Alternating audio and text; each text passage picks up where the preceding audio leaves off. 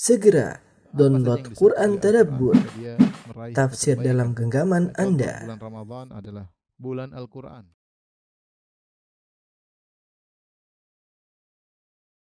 Bismillahirrahmanirrahim. Assalamualaikum warahmatullahi wabarakatuh. This meeting is being recorded. Alhamdulillahi ala ihsani wa syukru lahu ala taufiqihi wa amtinani. Asyhadu an la ilaha illallah wahdahu la syarika lahu ta'ziman li sya'ni.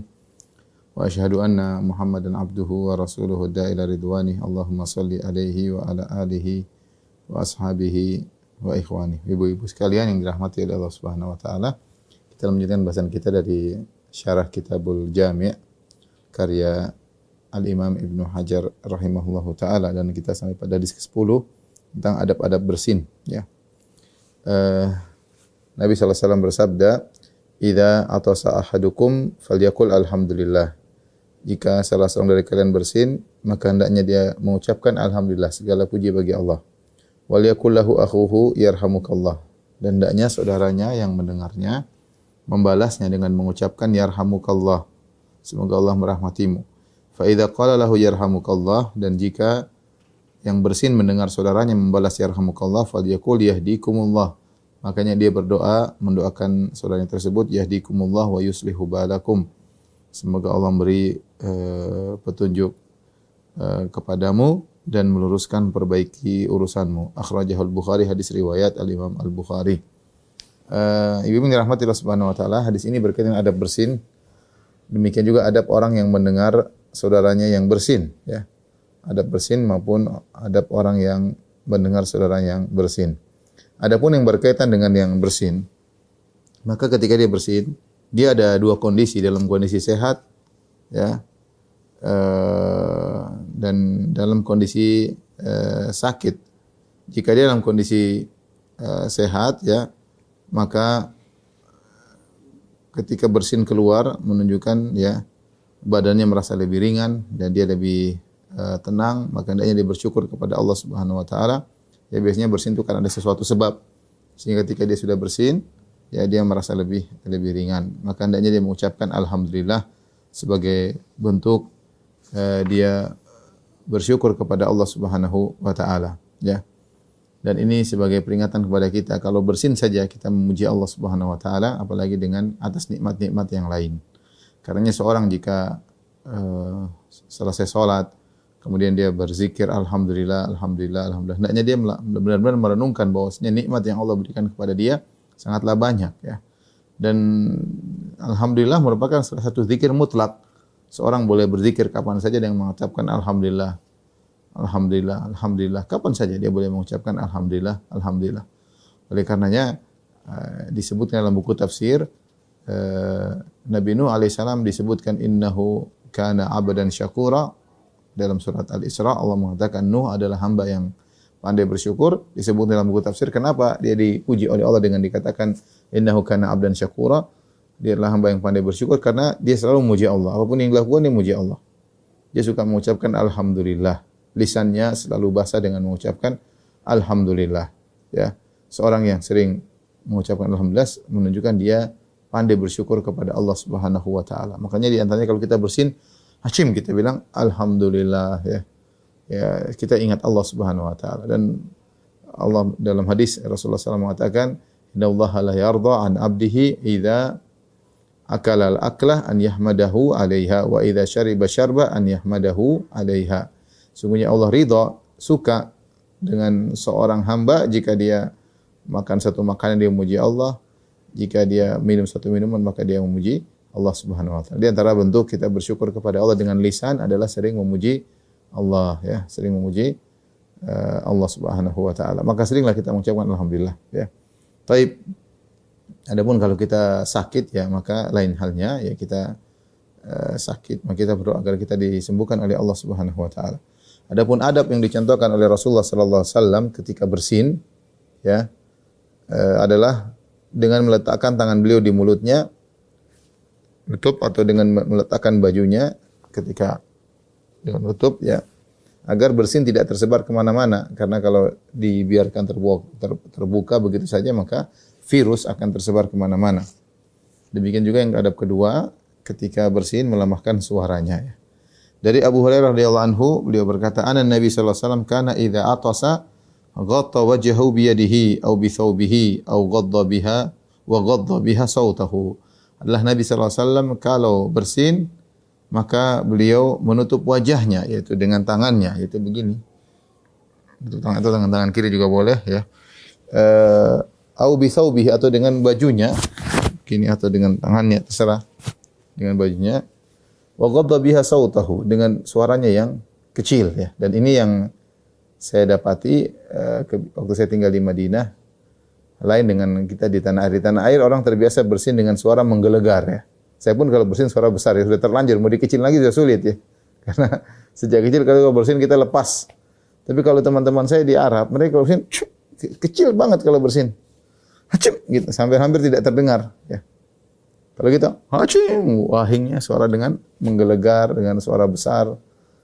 Itu kebiasaan awal ya. Tapi orang-orang di sana karena kebiasaan mereka sejak kecil mereka sudah tahu sunnah, sehingga mereka kalau bersin kecil, gitu aja. Ya, teman-teman saya yang Arab rata-rata demikian, bersin tidak sampai menggelegar. Adapun kita ya, atau saya atau sebagian orang di sini ya, kalau bersin dengan suara yang besar karena sudah terbiasa suara besar, mau dikecilin sudah sulit lagi, volumenya tidak bisa dikecilin lagi. Jadi tetap aja volume. Sampai sekarang saya kalau bersin suaranya besar. Makanya kita kalau anak-anak kita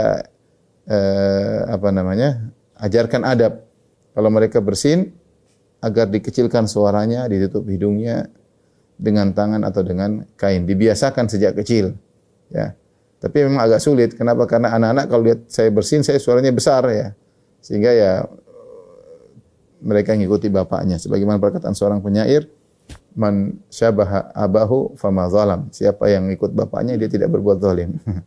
Oleh karenanya mumpung yang sudah tahu sunnah berusaha ngajarin anak-anak untuk biasa bersin dengan suara yang kecil dan biasakan ditutup ya.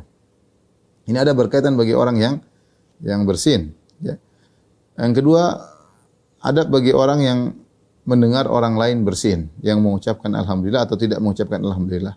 Jika dia mendengar saudaranya bersin dan mengucapkan alhamdulillah, maka dia jawab dengan mengatakan yarhamukallah, semoga Allah merahmatimu. Dan ini adalah doa yang indah ya. Dia melihat saudaranya memuji Allah, ya maka dia mendoakan saudaranya tersebut, yarhamukallah, semoga Allah merahmatimu ya. Artinya engkau telah mendapatkan nikmat bisa lepas darimu ya, sehingga lega badanmu ketika setelah bersin, maka semoga Allah menambah rahmat kepadamu ya. Adapun jika orang tersebut bersin dan tidak mengucapkan alhamdulillah, maka tidak perlu dijawab dengan yarhamukallah. Dalam satu hadis disebutkan atasa rajulani inda Nabi sallallahu alaihi wasallam. Ada dua orang yang bersin di sisi Nabi sallallahu alaihi wasallam. Fashammata ahadahuma wa lam yushammitil akhar. Maka Nabi ternyata mengucapkan yarhamukallah kepada salah satunya dan yang satunya tidak didoakan oleh Nabi. Ya, para sahabat sangat bahagia kalau yang doakan Nabi, apalagi Nabi mengatakan yarhamukallah, semoga Allah merahmatimu. Ini yang doain bukan orang di pinggir jalan, ini Nabi yang bilang yarhamukallah, semoga Allah merahmatimu. Yang satunya Nabi tidak doain, ya. Maka ditanyakan kepada Nabi, bagaimana engkau syammatta hadza wa lam tushammitni. Ya Rasulullah, engkau mendoakan tashmit kepada si fulan, engkau mengucapkan yarhamukallah, adapun engkau tidak mendoakan aku. Maka Rasulullah SAW menjelaskan, inna hadza hamidallah wa lam tahmidillah. Maka Nabi SAW berkata, sungguhnya yang satu tadi memuji Allah, mengucapkan alhamdulillah, adapun engkau tidak mengucapkan alhamdulillah.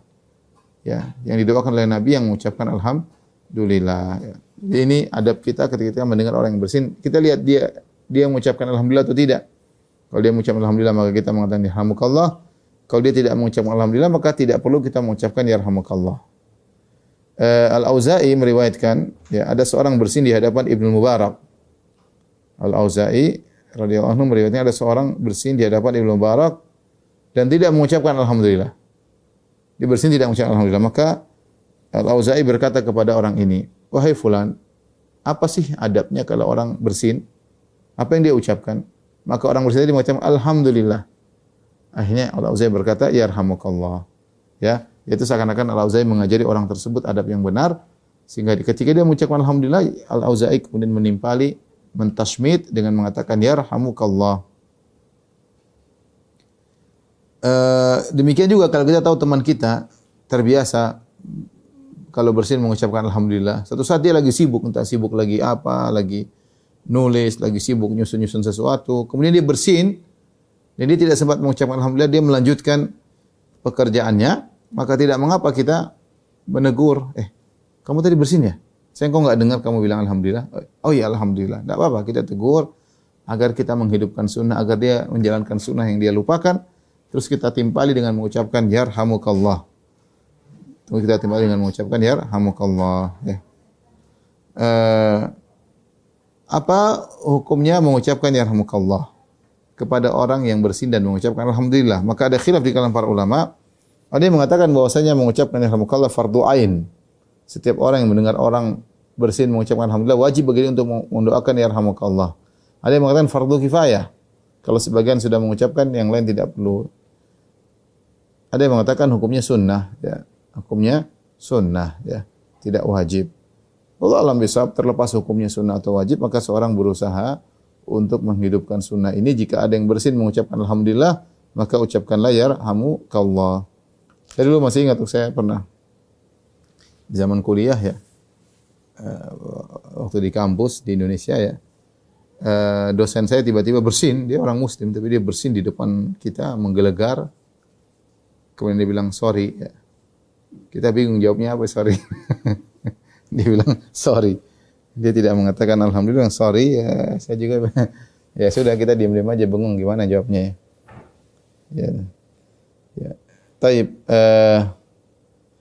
Pertanyaan, bagaimana dengan orang yang bersin berulang-ulang karena sakit?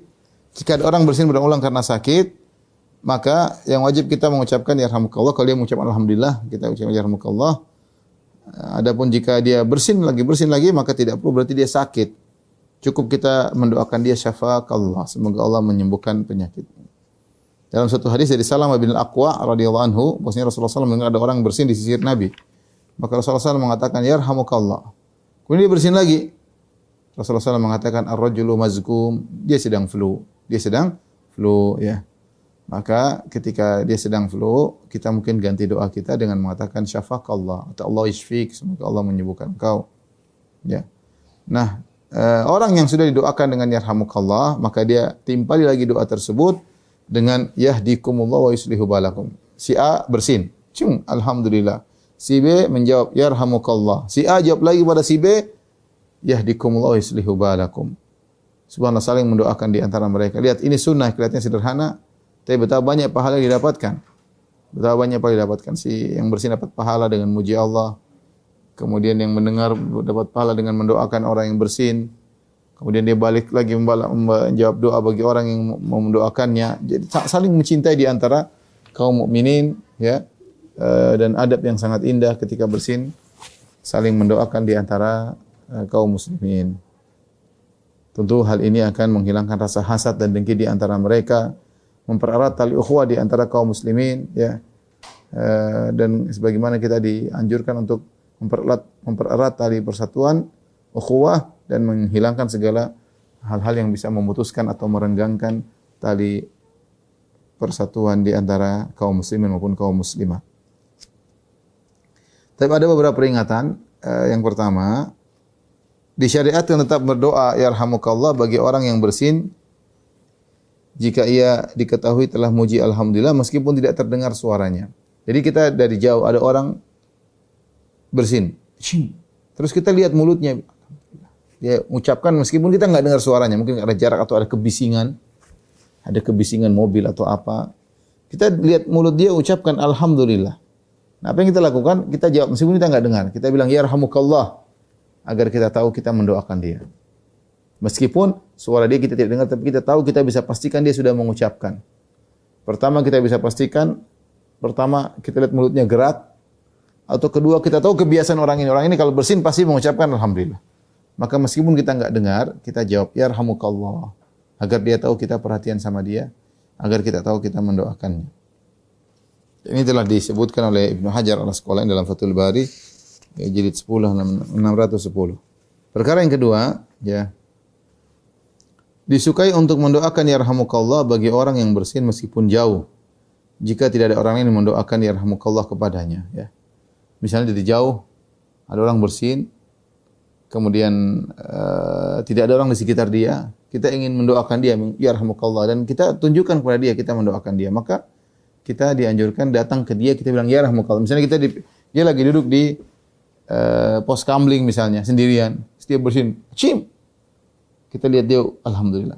Enggak ada orang sekitar dia, kita datang. Kita dari pinggir jalan, kita datang, kita bilang yarhamukallah. Masya Allah. Kita bilang yarhamukallah. Ini dianjurkan ya. Saya bacakan suatu riwayat dari Ibnu Hajar, dia berkata, fa in atasa wa hamida wa lam yushammithu ahadun fasami'ahu man ba'uda anhu ustuhibba law an yushammitahu hina yasma'uhu. Jika ada seorang bersin dan dia memuji Allah dan tidak seorang pun yang membalas dengan mengucapkan yarhamukallah, maka ada orang dari jauh dengar dia bersin dan mengucapkan alhamdulillah, maka orang dari jauh ini dianjurkan untuk mendatanginya dan mengucapkan yarhamukallah. Ya. Waqad akhraja Ibnu Abdul Barr bi sanadin jayyid. Ibnu Abdul Barr, seorang ulama Maliki ahli hadis, telah menyebutkan suatu riwayat dengan sanad yang jayyid, sanad yang sahih, yang bagus. An Abi Dawud, dari Abu Dawud As-Sijistani, sahibi Sunan, penulis Sunan Abi Dawud. Annahu kana fi safinatin. Suatu hari Abu Dawud ini rahimahullah, penulis kitab Sunan Abi Dawud, sedang berada di atas suatu kapal atau suatu perahu. Fasami'a atisan ala syatti. Maka dia sedang di perahu, dia dengar dari jauh ada yang bersin, itu di pinggir pantai bersin. Orang itu sendirian bersin. Sementara dia lagi di kapal, ya. Faktara hamida, orang itu bersin di pantai, kemudian dia memuji Allah Subhanahu wa taala. Faktara qariban bidirham hatta ja'ila al-atis, maka dia pun dari kapal besar dia sewa perahu kecil 1 dirham. Dia sewa, kemudian dia mengayuhkan perahu tersebut sampai kepada orang yang di pinggir pantai tadi. Kemudian dia mengucapkan yarhamukallah. Subhanallah. Dia untuk menjalankan sunnah, dia bayar 1 dirham untuk sewa perahu kecil, dia tinggalkan kapalnya, dia pergi sana, dia bilang yarhamukallah. Tsumma raja'a. Kemudian dia balik ke kapalnya, fasu'ila an dzalik. Ya. Maka dia pun ditanya, kok capek-capek sampai sewa perahu kecil ke sana untuk bilang yarhamukallah. Kenapa kok capek-capek seperti itu? Maka Abu Daud berkata, la'allahu yakunu mujabad da'wah. Bisa jadi dia orang yang dikabulkan doanya. Artinya Abu Daud dengan mengucapkan yarhamukallah, orang itu akan mendoakan Abu Daud dengan berkata, yahdikumullah wa yuslihu balakum. Yahdikumullah wa yuslihu balakum. Dan Abu Daud, siapa tahu orang itu dikabulkan doanya, mau doain saya. Dia balik ke kapalnya, kemudian bertemu dengan teman-temannya di kapal. Falamma raqadu, tatkala mereka sedang tidur, sami'u qailan yaqul, tiba-tiba mereka mendengar ada suara yang berkata, ya yaqul, ya ahla safinati, inna Aba Dawud ishtaral jannata minallahi bidirham. Wahai para penumpang sekalian, sungguhnya Abu Dawud telah membeli surga dari Allah dengan 1 dirham. Ya. Artinya Abu Dawud rahimahullah ketika menjalankan sunnah ini, maka dia mendapatkan ganjaran. Ya. Taib yang ketiga yang perlu kita perhatikan, jika seorang bersin dalam salat, maka disunahkan baginya untuk tetap memuji Allah, mengucapkan alhamdulillah meskipun dalam salat. Akan tapi dengan suara yang lirih, terutama jika dia dalam kondisi bermakmum. Saya lagi baca alhamdulillah bil alamin arrahmanir rahim maliki yaumiddin. Alhamdulillah. Enggak apa-apa. Kalau kita lanjutkan. Iyyaka na'budu wa iyyaka nasta'in ihdinas siratal mustaqim. Atau kita lagi rukuk nih, kita baca subhanallazim wa bihamdi subhanarabbil azim. Kita bersin, tutup. Kita bilang alhamdulillah. Berlanjut lagi subhanarabbil azim wa bihamdi. Enggak ada masalah. Kita lagi duduk di antara 2 sujud. Rabbighfirli warhamni wajibuni. Kita tutup hidung. Bilang alhamdulillah. Baru kita lanjutkan doanya. Tidak jadi masalah. Ya. Tetapi orang yang mendengarnya tidak boleh mengucapkan yarhamukallah. Orang yang mendengarnya tidak boleh mengucapkan yarhamukallah sementara mereka sedang salat. Ya, kenapa demikian? Karena dalam salat kita dilarang berbicara dengan sesama manusia, tidak boleh kita bicara. Kita lagi salat, kita ngobrol sama teman kita, enggak boleh. Batal salat kalau kita salat sambil ngobrol dengan teman kita, maka salat kita batal, tidak diperbolehkan. Adapun orang yang pertama ketika dia bersin dia mengucapkan alhamdulillah, dia sedang tidak berbicara dengan orang lain tapi dia sedang berbicara dengan Allah. Dia mengucapkan alhamdulillah berarti dia bicara dengan Allah Subhanahu wa taala. Tidak jadi masalah. Memang asalnya kita ketika salat kita sedang berbicara dengan Allah. Inna ahadakum idza kana fi sholati fa innahu yunaji rabbahu. Sungguhnya salah seorang dari kalian ketika sedang salat sungguhnya dia sedang bermunajat. Sedang berbicara dengan Allah Subhanahu wa taala. Jadi tidak mengapa dia ketika bersin dia mengucapkan alhamdulillah, ya. Adapun orang yang dengar enggak boleh bilang yarhamukallah. Karena kalau dia bilang yarhamukallah berarti dia ngobrol, dia sedang salat ngobrol sama orang karena menggunakan yarhamuka. Semoga Allah merahmatimu, merahmati Anda, berarti batal salatnya. Tidak boleh dijawab dengan yarhamukallah. Kalau dia tidak tahu ya tidak mengapa. Dia tiba-tiba refleks yarhamukallah ya, salatnya tidak batal. Tapi kalau dia tahu dan dia sengaja ngobrol sama orang, maka salatnya batal. Tapi dalam satu riwayat dari Muawiyah bin Al-Hakam As-Sulami, beliau berkata, "Baina ana usalli ma'a Rasulillah sallallahu alaihi wasallam id atasa rajulun minal qaum." Kata Muawiyah bin Al-Hakam As-Sulami, suatu saat ketika aku sedang salat bersama Rasulullah sallallahu alaihi wasallam, tiba-tiba ada seorang lelaki yang bersin di antara jamaah salat. Fa qultu, orang itu mengucapkan alhamdulillah, maka aku tasmid, aku mengucapkan yarhamukallah. Aku mengucapkan, aku balas bersinnya dengan yang dia muji Allah, aku mengatakan yarhamukallah, semoga Allah merahmatimu.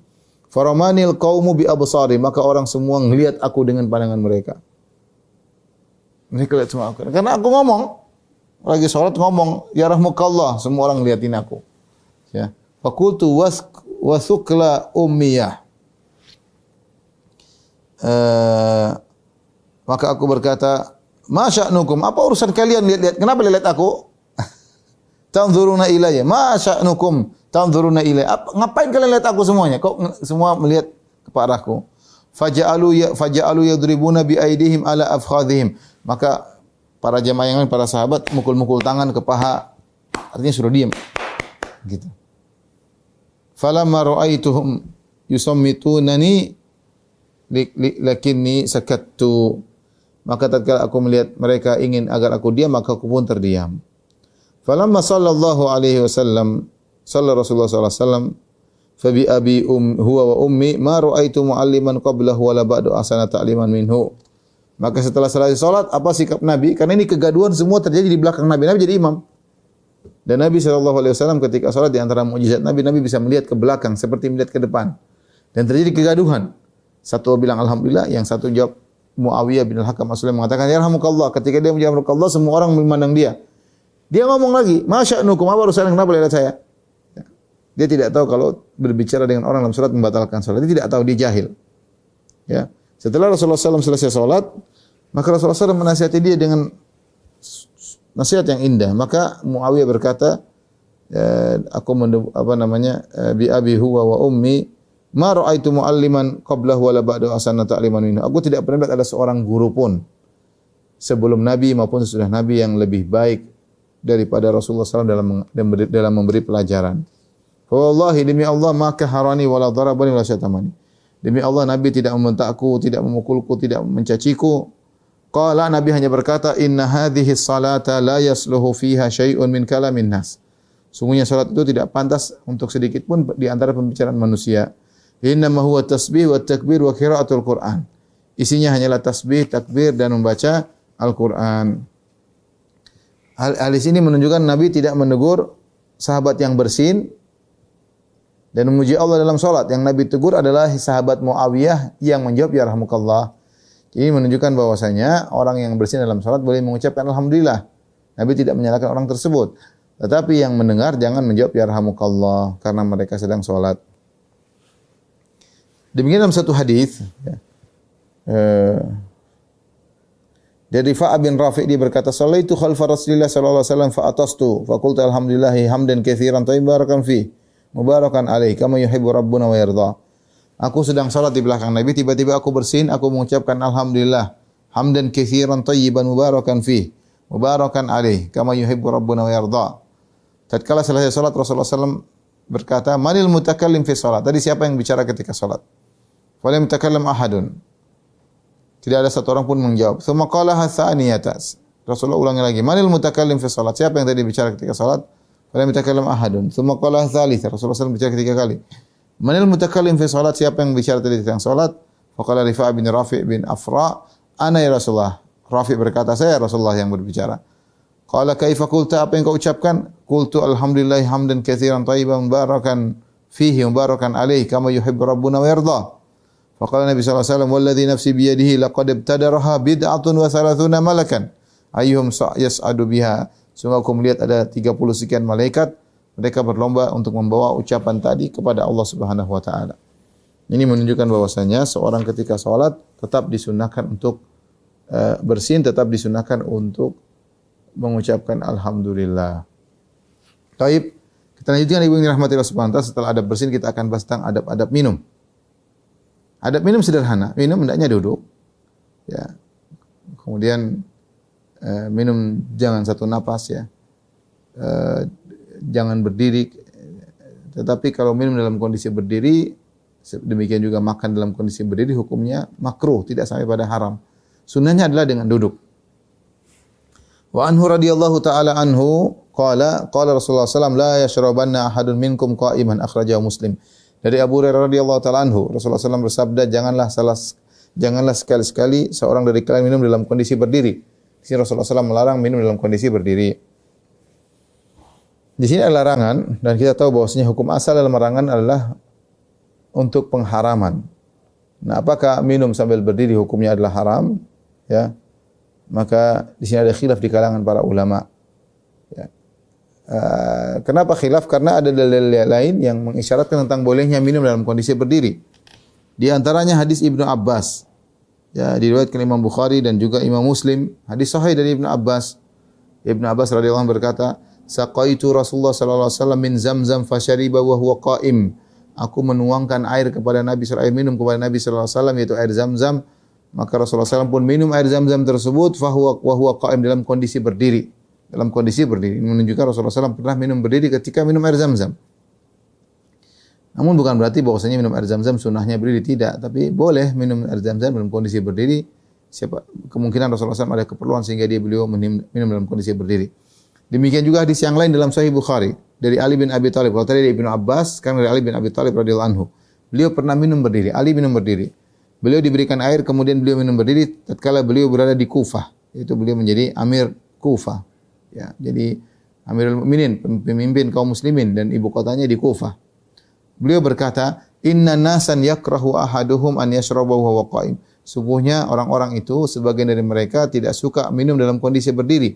Wa inni ra'aitu Nabiyya sallallahu alaihi wasallam fa'ala kama ra'aitumuni fa'altu. Adapun aku pernah melihat Nabi minum dalam kondisi berdiri sebagaimana kalian melihat aku sekarang minum dalam kondisi berdiri.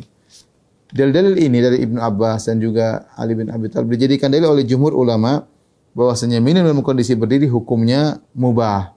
Ya, terutama jika ada kebutuhan. Seorang sedang berjalan kemudian dia minum, mau duduk sulit ya, tidak apa sambil berjalan sambil minum ya. Ini dalil menunjukkan bolehnya minum dalam kondisi berdiri, hadis Ibnu Abbas dan hadis Ali bin Abi Thalib. Adapun hadis Abu Hurairah, la yashrabanna ahadun minkum qa'iman, jangan sekali-sekali salah seorang kalian minum dalam kondisi berdiri, maka bahwasanya itu hukumnya makruh, larangan tersebut hukumnya makruh, tidak sampai pada derajat haram. Artinya kalau ada seorang minum berdiri tidak jadi masalah ya. Tapi yang utama adalah dalam kondisi duduk, itu sunnahnya ya. Itu sunnahnya ya. Selain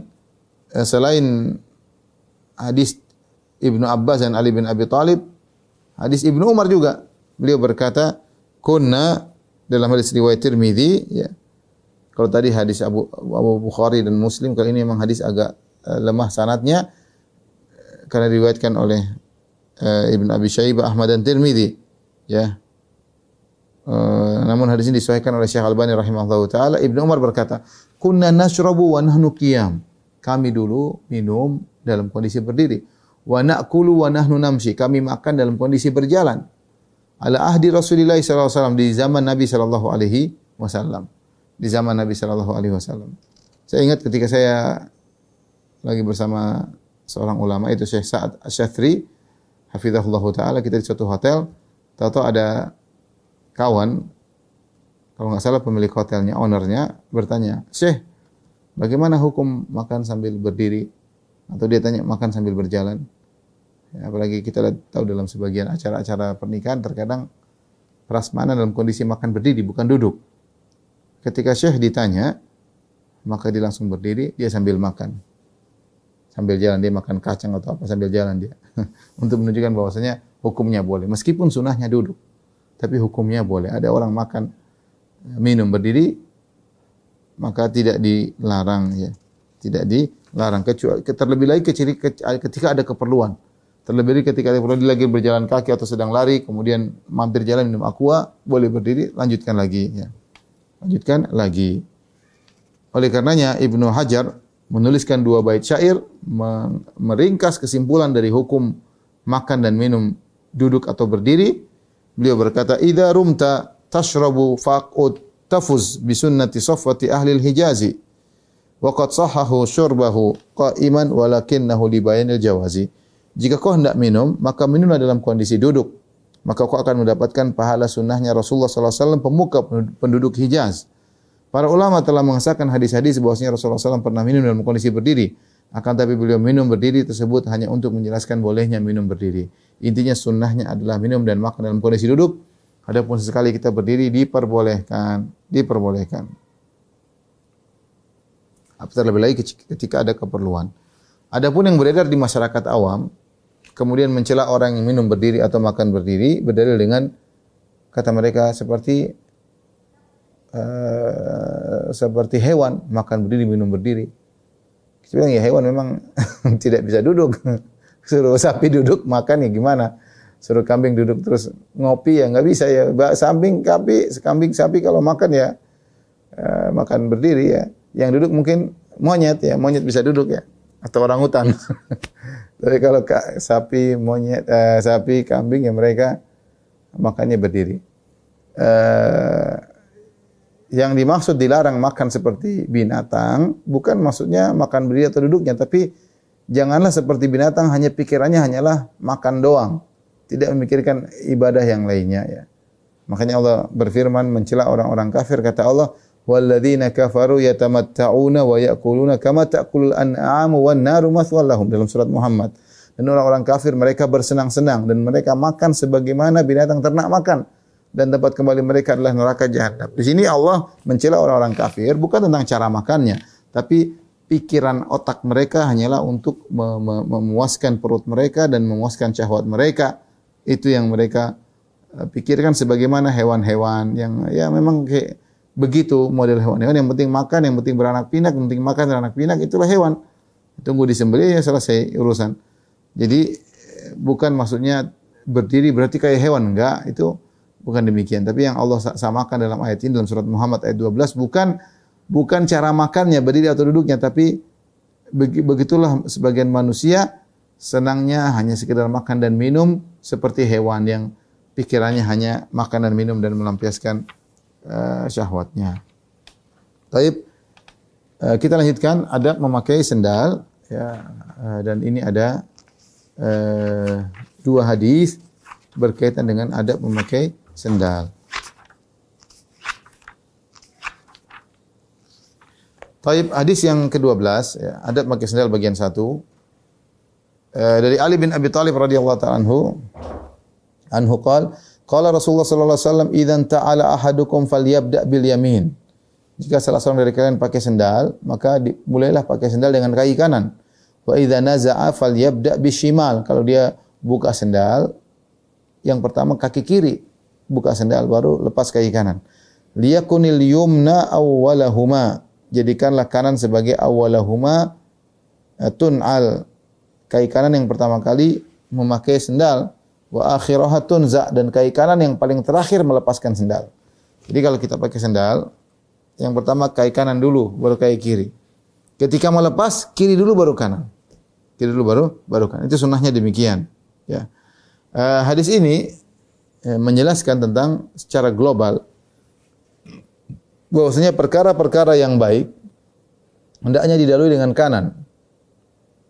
Yang perkara-perkara mulia, perkara-perkara yang kurang mulia maka dahulukan yang kiri. Makanya kalau masuk WC kaki kiri, ya. Keluar WC kaki kanan. Sebaliknya kalau masuk masjid kaki kanan duluan, kalau keluar masjid kaki kiri ya.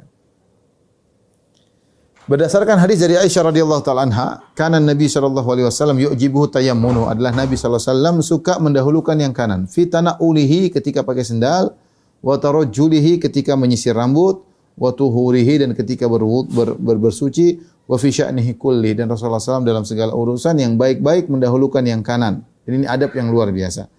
Termasuk pakai sendal, kaki kanan dulu baru kaki kiri. Sisir rambut Rasulullah SAW kepala bagian kanan dulu baru kemudian bagian kiri. Ya. Tuhuri ketika berwudu, ketika mandi junub, Rasulullah berwudu kanan dulu baru kiri. Kaki kanan, kaki kiri. Ya. Ketika junub pun demikian, Rasulullah SAW membasahi kepalanya, kemudian bagian tubuh kanan dulu beliau bersihkan, baru kemudian bagian tubuh kiri. Demikian juga bahkan ketika Rasulullah SAW bertahallul. Rasulullah SAW bertahallul ketika Umrah Hudaybiyah, maka yang dicukur terlebih dahulu adalah rambut sebelah kanan, baru kemudian sebelah kiri. Karena ini ibadah, kanan dulu, baru sebelah kiri. Karena mencukur rambut ketika umrah atau haji itu ibadah. Dan ibadah yang dahulukan yang kanan dulu. Anas bin Malik berkata, "Lamma ra'a Rasulullah sallallahu alaihi wasallam al-jamrah wa nahara nusukahu wa halaka nawalal haliq wa syakkahu al-ayman fa halaqahu." Ketika Nabi sallallahu alaihi wasallam sudah melempar jamratul aqabah, itu pada tanggal 10 Dzulhijjah ketika haji, beliau setelah itu setelah itu menyembelih onta beliau yang jumlahnya 100, ya beliau sembelih 63, kemudian dilanjutkan oleh Ali bin Abi Thalib. Wa halaqa, kemudian beliau pun menggundul rambut kepala beliau. Wa nawalal haliqa shiqqahul ayman fa halaqahu, maka dia pun memberikan menyodorkan kepala bagian kanannya kepada tukang cukur agar digundul lebih dahulu, maka tukang cukurnya mencukur kepala bagian kanan Nabi sallallahu alaihi wasallam, ya, baru kemudian bagian kiri.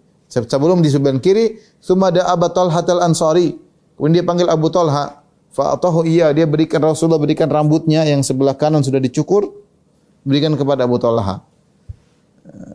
Kemudian baru dia menyodorkan kepala bagian kiri agar dicukur, digundul, ya. Rasulullah berkata, "Ihlik, gundullah." Fahalaqahu, maka tukang cukur menggundul, rambutnya dikumpulkan, diberikan lagi kepada Abu Talha. Rambut sebelah kanan Nabi, rambut sebelah kiri Nabi diberikan Abu Talha. Kemudian Rasulullah berkata, "Iksimhu bainan nas." Bagi-bagi rambut ini kepada para sahabat. Karena rambut Nabi berkah. Karena rambut Nabi adalah keberkahan.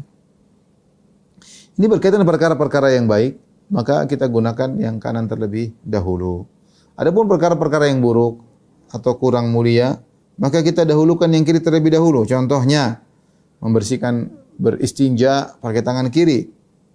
Contohnya memegang kemaluan pakai tangan kiri.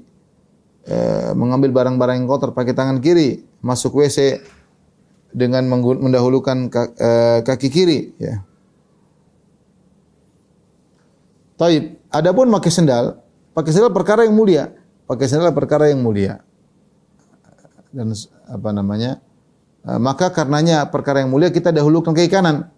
Kaki kanan terlebih dahulu pakai sendal, ya. Adapun melepaskan sendal merupakan perkara yang kurang mulia, melepaskan sendal. Makanya didahulukan kaki kiri melepas sendal. Nah, kita ini kebanyakan kita, ini saya bicara cantum. Kita kalau pakai sendal kaki kanan dulu, lepas juga kaki kanan dulu. Ini salah, harus dirubah nih sedikit. Jadi kalau kita pakai sendal kaki kanan dulu baru kiri. Kalau lepas sendal kiri dulu baru kanan lepas. Kiri dulu baru kanan. Saya ulangi, kalau pakai sendal kanan dulu pakai, baru kiri pakai. Melepas sendal, kiri dulu, baru kanan. Jadi kaki kanan selalu yang pertama kali pakai sendal, dan selalu yang terakhir dilepaskan sendalnya. Dan ini kalau kita kerjakan, kita dapat pahala. Kita ini hampir setiap hari pakai sendal, buka sendal. Ya tinggal kita rubah sistem pakai sendal kita, yang tadinya mungkin kita pakai sendal selalu pakai kaki kanan, lepas juga kanan dulu. Atau terkadang sebagian kita pakai sendal kiri dulu, kita rubah.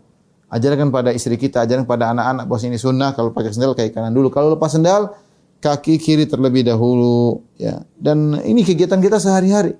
Kalau kita niatkan karena Allah, kita akan dapat pahala dari Allah Subhanahu wa taala. Tinggal pasang niat, maka niscaya kita akan mendapatkan pahala.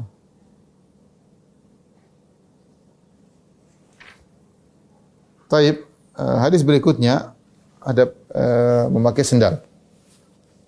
Dari Ali bin Abi Thalib radhiyallahu anhu, qala Rasulullah sallallahu alaihi wasallam bersabda, "La yamshi ahadukum fi na'lin wahidah." Janganlah salah seorang dari kalian berjalan dengan satu sendal saja. Wal yun'ilhuma jami'an. Hendaknya kedua kakinya pakai sendal. Aw liyakhla'huma jami'an. Atau dua-duanya tidak pakai sendal. Ada pilihan. Pakai sendal dua-duanya atau tidak pakai sendal dua-duanya. Dua kaki tidak pakai sendal. Adapun salah satu pakai, kaki kanan pakai sendal, kaki kiri enggak, atau kaki kiri pakai sendal kanan enggak, maka ini hukumnya tidak diperbolehkan. Tidak diperbolehkan. Dan ini juga dalil bahwasanya boleh sesekali karena Rasulullah SAW mengatakan wal yun'ilhuma, hendaknya dia pakai kedua kakinya benar sama-sama pakai sendal, aw liyakhla'huma, atau dua-duanya tidak pakai sendal. Ini dalil bahwasanya terkadang seorang boleh berjalan tanpa sendal. Dan ini disunahkan terkadang. Saya bacakan, qala rajulun li Fadhalah bin Ubaid. Ada seorang berkata kepada Fadhalah bin Ubaid, "Mali araka sya'ithan?" Kenapa aku lihat engkau rambutmu semrawut? Qala inna Rasulullah sallallahu kana yanhana an katsirin minal irfah. Kata dia Rasulullah SAW melarang kita kebanyakan hidup mewah. Ya, sesekali kita tidak perhatian, oke, ya. Mali la araka la ara alaika hidan. Kenapa engkau tidak pakai sendal? Jalan rambut agak semrawut tidak pakai sendal. Qala kana Rasulullah SAW ya'muruna an nahtafi ahyanan. Adalah Rasulullah SAW memerintahkan kami untuk berjalan tidak pakai sendal sesekali. Bukan Rasulullah seringnya pakai sendal. Tapi sesekali tidak usah pakai sendal, tidak jadi masalah. Ya, tidak jadi masalah. Kenapa ikhwan? Sebagaimana kata Nabi SAW, al-badadatu minal iman. Sungguhnya kesederhanaan termasuk daripada iman. Tidak selalu kita hidup necis. Tidak selalu pakai, kadang-kadang kita udah jalan kaki, tidak usah pakai sendal. Ya, kadang-kadang kita mungkin baju tidak terlalu rapi, kadang-kadang ya. Tidak lain adalah untuk agar kita jangan terbiasa hidup necis. Ya. Tidak berarti selalu pakai hidup ngetren, enggak. Al-badadatu minal iman. Kesederhanaan terbagi daripada iman.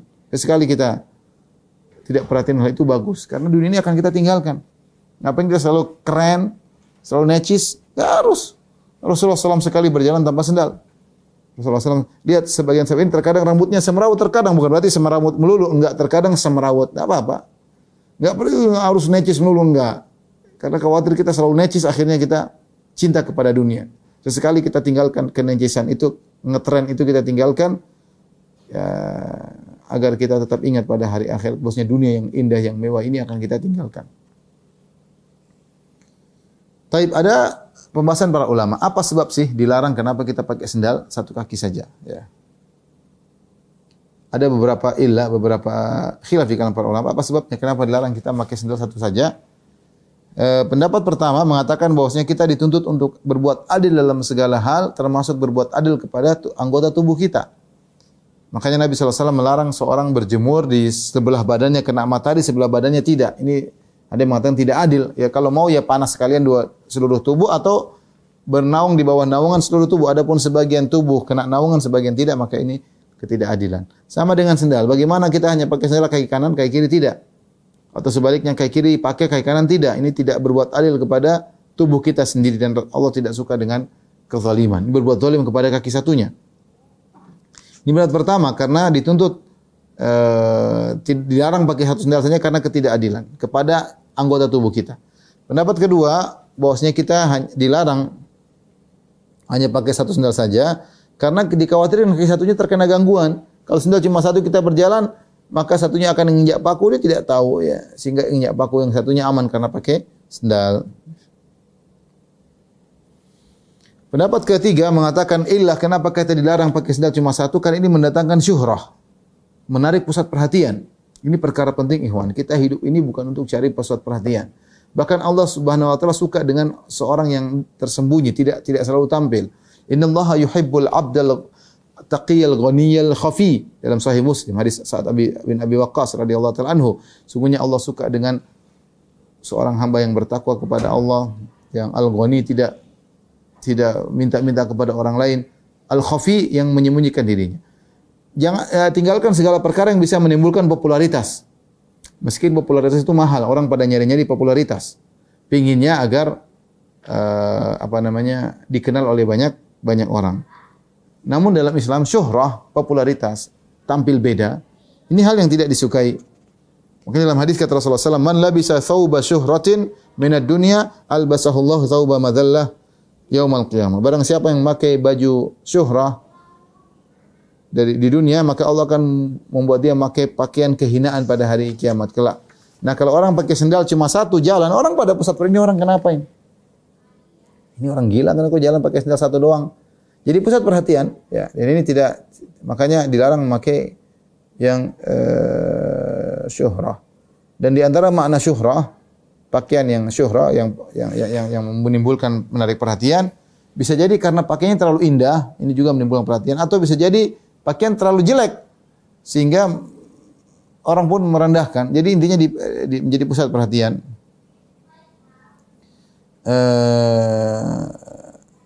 Sarakhsi berkata, wal murad alla yalbasu nihayata ma yakun min al-husn wal jawda fi thiyab ala wajhin yusharu ilaihi bil asabi'. Itu jangan seorang pakai baju yang sangat mahal sehingga orang semua latihan. Lihat itu, lihat mobilnya apa, bajunya mewah. Atau sebaliknya pakai pakaian yang paling murah sehingga juga menarik perhatian. Dua-duanya dilarang, ya.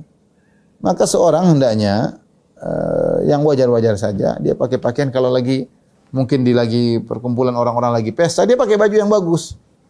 Ya, kalau dia pakai baju jelek malah jadi pusat perhatian. Kalau dia di orang-orang lagi susah, dia pakai baju yang biasa seperti mereka. Ya. Jangan sampai dia hari-harinya pakai baju yang sangat mewah atau baju yang sangat jelek sehingga menarik perhatian. Ya. Oleh karenanya, saya ingatkan kepada ikhwan, kita ini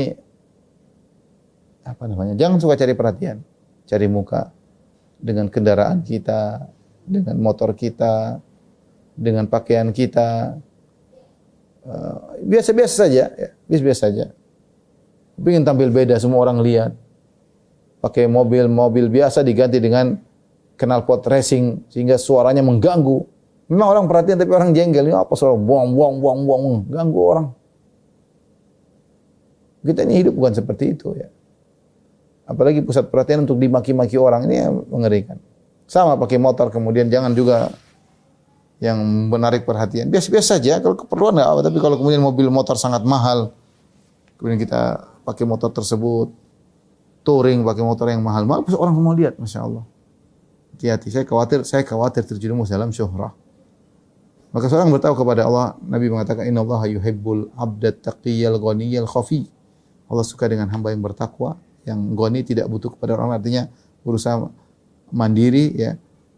Al-khafi yang tidak tampil, ya. Kalau bisa tidak tampil. Lagi pula kalau kita pakai baju terlalu mewah, terlalu mahal, ini bisa memasukkan kesombongan dalam diri kita.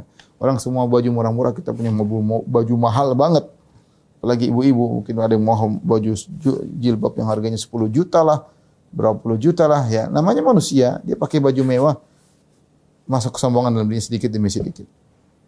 Sama orang pakai mobil sangat mewah, mobil sampai berapa M, dengan bangganya, ya tidak perlulah. Jadi pusat perhatian semuanya. Sama seorang misalnya pakai motor mewah, wong sampai kemudian pakai keren, jalan rame-rame, khawatir jadi pusat perhatian. Sebaiknya dihindari. Menurut saya sebaiknya dihindari. Allah alam bisawab. Pendapat yang keempat, kenapa dilarang kita pakai sendal hanya satu? Karena itu meniru kebiasaan syaitan. Rasulullah SAW bersabda, Inna syaitana yamshi bin na'lil wahidah. Sungguhnya syaitan berjalan dengan satu sendal saja. Ya. Loh kok bisa Ustaz, setan kok pakai sendal satu? Ya itu hobinya setan hobinya aneh-aneh. Ini perkara gue beda, imani aja. Rasulullah bilang begini, imani saja. Rasulullah SAW pernah bersabda, la ya'kulanna ahadun minkum bishimalihi. Janganlah salah seorang dari kalian makan dengan tangan kirinya. Wala yashrabanna biha, jangan minum dengan tangan kirinya. Kok bisa dilarang? Fa inna syaitana ya'kul bisyamil washrabu biha. Karena setan itu makan dengan tangan kiri, minum dengan tangan kiri. Kok setan begitu Ustaz? Ya, memang begitu hobinya, namanya punya hobi gitu. Sama kenapa kecoa sering ke WC ke bawah-bawah, hobinya begitu, mau diapain? Ya, mau diapain? Ya itu hobinya begitu. Setan juga gitu, hobinya makan tangan kiri, minum tangan kiri, hobinya pakai sendal cuma satu. Wala ya'khudh biha wala yu'ti biha. Demikian juga dalam riwayat yang lain, jangan kalian mengambil dengan tangan kiri, jangan kalian berikan juga dengan tangan kiri. Dalam hadis Rasulullah SAW juga bersabda, liyakul ahadukum biyaminihi, hendaknya seorang makan dengan tangan kanannya, waliyashrab biyaminihi, hendak minum dengan tangan kanannya, waliyakhudh biyaminihi, hendaknya dia ngambil dengan tangan kanannya, waliyu'ti biyaminihi, dan berikan dengan tangan kanannya. Fa inna syaitana ya'kulu bishimali, karena syaitan makan dengan tangan kiri, wa yashrabu bishimali, syaitan minum dengan tangan kiri, wa yu'ti bishimali, syaitan memberikan dengan tangan kiri, wa ya'khudhu bishimali, dan syaitan mengambil dengan tangan tangan kiri. Kalau kita berdasarkan larangan mengikuti syaitan, seakan-akan memakai sendal satu saja hukumnya adalah haram. Karena kita tidak boleh mengikuti langkah-langkah syaitan. Ya ayyuhalladzina amanu la tattabi'u khutuwatis syaitan. Wahai orang beriman, jangan ikuti langkah-langkah syaitan. Kalau kita tahu syaitan pakai sendal cuma satu, jangan kita ikuti. Namun kebanyakan ulama, jumhur ulama mengatakan bahwasanya ini hukumnya hanyalah tidak sampai derajat haram, tapi cuma makruh. Ya. An-Nawawi berkata, yukrahul masyu fi na'lin wahidah. Dibenci orang berjalan dengan satu sendal saja. Wa hadhil adab, ini termasuk adab. Ya, tidak sampai pada derajat haram. Tapi yang perlu kita perhatikan, larangan kita memakai sendal satu adalah dalam kondisi berjalan. Dalam kondisi berjalan. Walaupun dalam kondisi duduk atau dalam kondisi berdiri tidak bergerak, maka kita boleh pakai sendal satu. Terkadang kita pakai sendal kaki kanan dulu, yang satunya belum terpakai. Kita kan nggak pakai langsung dua-duanya. Kita pakai sepatu, yang kaki kanan dulu kita sepatu, kita ikat baru kita pakai kaki kiri, baru kita, tidak ada masalah. Karena yang dilarang adalah berjalan. Berjalan satu sepatu saja atau satu sendal saja itu tidak diperbolehkan dengan sebab-sebab tadi yang kita sebutkan. Wallahu a'lam bishawab. Demikian saja ibu yang dirahmati Allah Subhanahu wa taala, kajian kita insyaallah kita lanjutkan bulan depan. Kurang lebihnya saya mohon maaf. Wabillahi taufiq wal hidayah. Assalamualaikum warahmatullahi wabarakatuh.